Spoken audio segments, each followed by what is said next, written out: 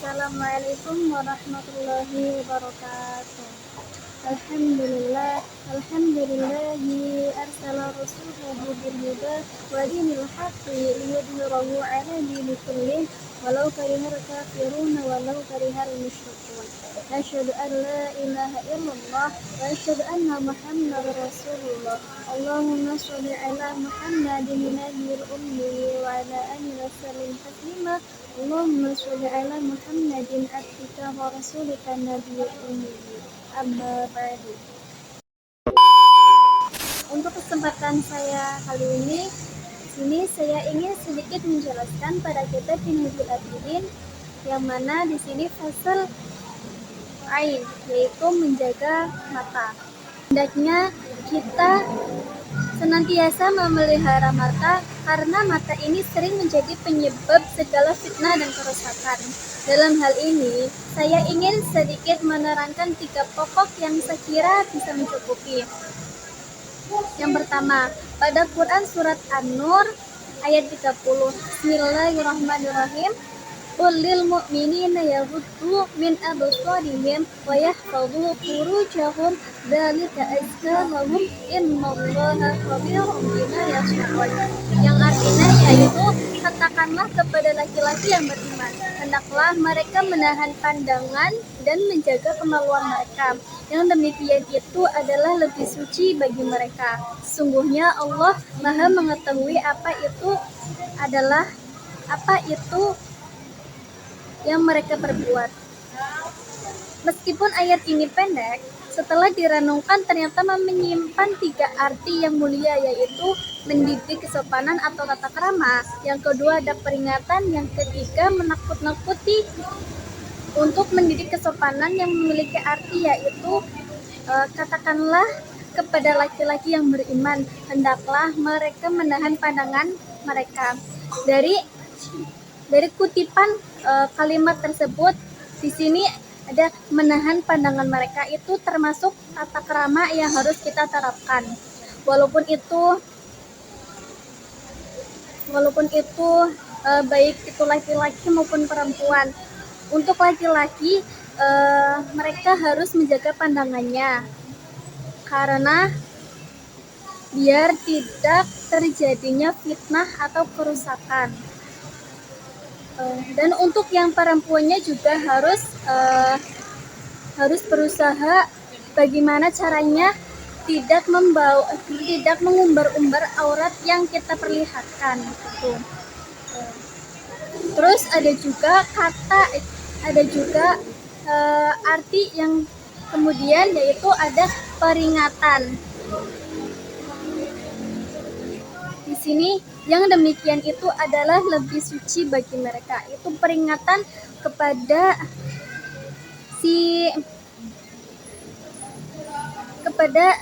si laki-laki tersebut, lebih suci bagi mereka. Karena kalau misalkan laki-laki tersebut memilih untuk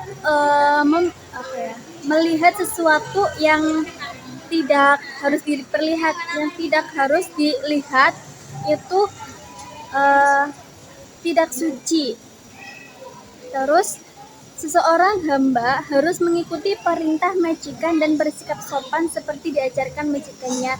Jika tidak, maka ia akan dianggap buruk bagi pekertinya dan terhalang dari anugerah majikannya. Ia juga tidak diperbolehkan menghadiri pertemuan dan bersenang-senang di hadapan majikannya.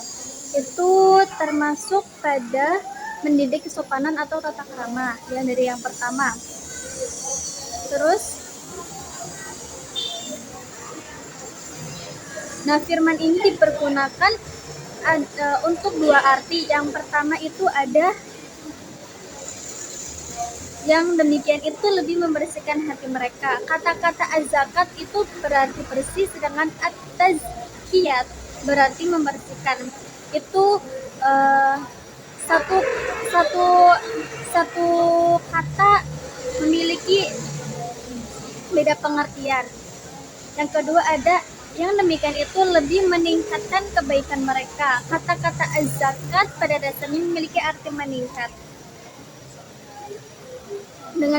Dengan begitu, di dalam ayat ini Allah mengingatkan bahwa dalam menundukkan pandangan terdapat penyucian hati dan memperbanyak ketaatan serta kebaikan.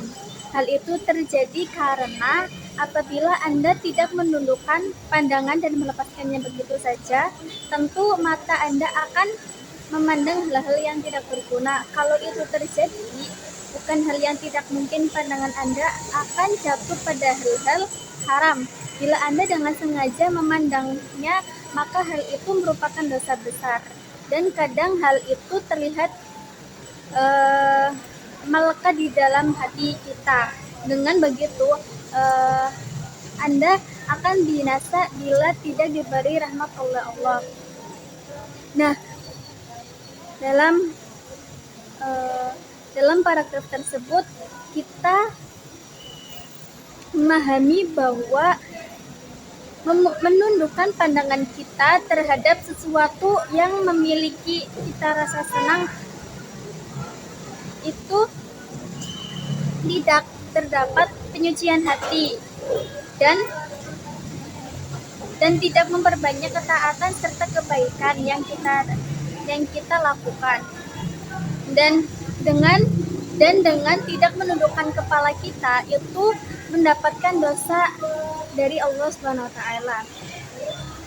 Terus ada cerita di dalam kitab Minhajul, yaitu ketika seorang hamba memandang sesuatu hanya sekilas, akan tetapi hatinya menjadi rusak karena sekilas pandangan tersebut seperti kulit yang dimasukkan ke dalam penyamakan dan tidak bisa dimanfaatkan untuk selamanya.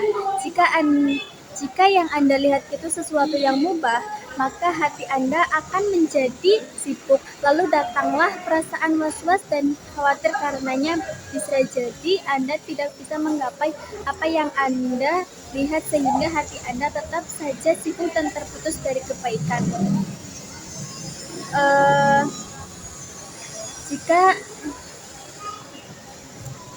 Jika kalian tidak melihat semua itu, tentu kalian akan merasa nyaman dari semuanya.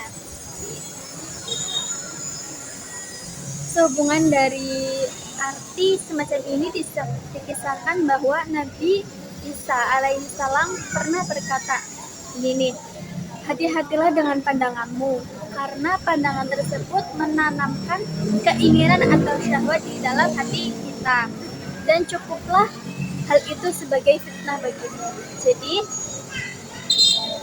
harusnya kita menjaga pandangan kita, karena pandangan tersebut menanamkan keinginan syahwat di dalam kita, dan itu yang menjadikan dosa kita terhadap Allah Subhanahu wa taala dan tidak diridhoi oleh Allah Subhanahu wa taala. Dan itu akan menjadi fitnah bagi orang-orang yang tidak mengetahui apa yang terjadi.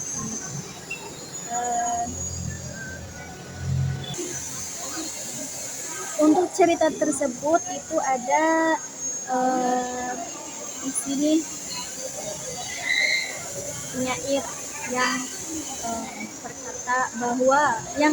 berkata yaitu Zunnun al-Misri mengatakan bahwa penghalang terbaik untuk syahwat adalah memejamkan mata. Jadi untuk kalimat tersebut itu mengartikan bahwa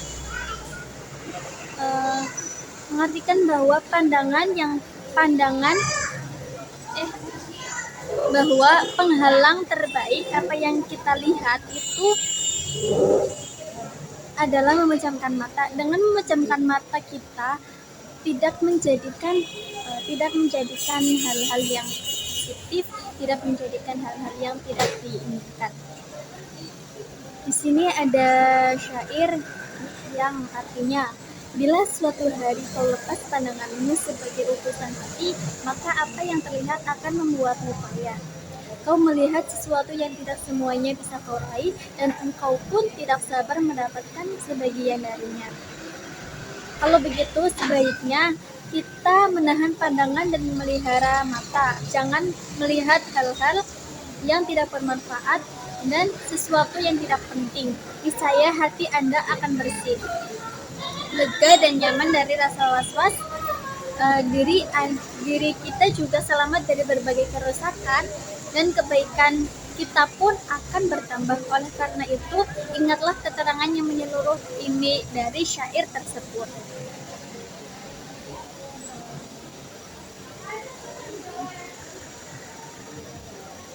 Di sini ada Quran surat Al-Mu'minun ayat 19 yang berbunyi Bismillahirrahmanirrahim, Innallaha khabirum bima yasna'un, yang artinya sesungguhnya Allah Maha melihat apa yang mereka perbuat. Dari kutipan ayat tersebut kita mengetahui bahwa Allah itu Maha mengetahui. Jadi Allah itu mengetahui apa yang kita perbuat, walaupun kita tidak bisa melihat zatnya Allah tersebut. Quran surat An-Nur ayat 30. Dan Allah SWT juga berfirman bahwasannya Dia mengetahui pandangan mata yang berkhianat dan apa yang disembunyikan oleh hati. Jadi Allah itu mengetahui pandangan mata bagi yang berkhianat dan apa yang disembunyikan oleh hati kita. Quran surat Al-Mu'minun ayat 19. Ayat ini cukup sebagai teguran bagi orang yang takut pada kerusakan. Ayat ini cukup sebagai teguran bagi orang yang takut dengan kekuasaan Allah. Dan ini merupakan dasar utama yang berasal dari kitab Allah SWT. Yang kedua yaitu ada hadis. Ini subbab yang kedua yaitu hadis Nabi SAW yang artinya sesungguhnya memandang keindahan seorang wanita bagaikan panah beracun dari iblis. Barang siapa yang meninggalkannya akan dicicipkan rasa ibadah yang menyenangkan. Terus hal ini sudah terbukti oleh orang yang mengamalkannya. Sebab jika seseorang menahan pandangan dari hal-hal yang tidak berguna, maka ia akan menemukan kelezatan beribadah dan manisnya ketaatan. Hatinya juga merasa kebeningan yang belum dia rasakan sebelumnya. Itu sebab yang kedua. Selanjutnya ada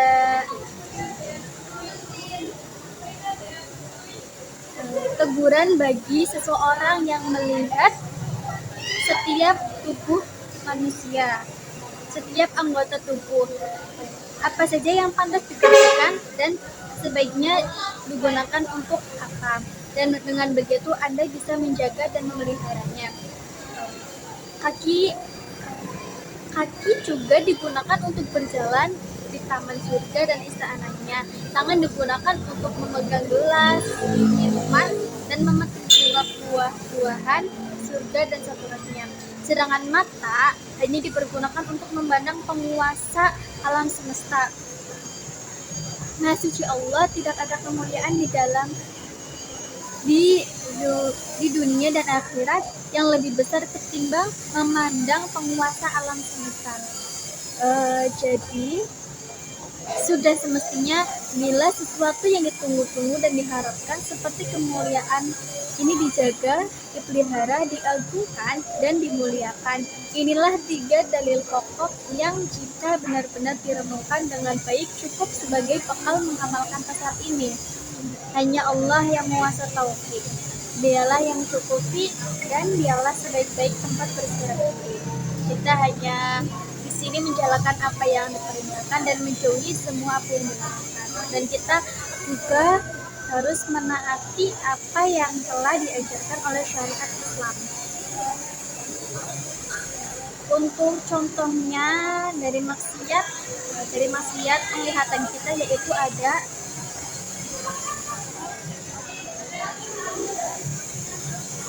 menonton video yang seharusnya tidak dipertontonkan, yaitu seperti video dewasa, terus melihat lawan jenis dengan adanya rasa senang, terus dari menonton video yang yang tidak harus dipertontonkan itu akan menyebabkan kecanduan yang mana mendapat dosa yang berlipat-lipat. Yang kedua, menginginkan hal-hal tersebut. Jika kita melakukan hal-hal tersebut menjadi kecanduan, sakit dan lain-lain, serta lambatnya dalam pemikiran hal-hal yang positif.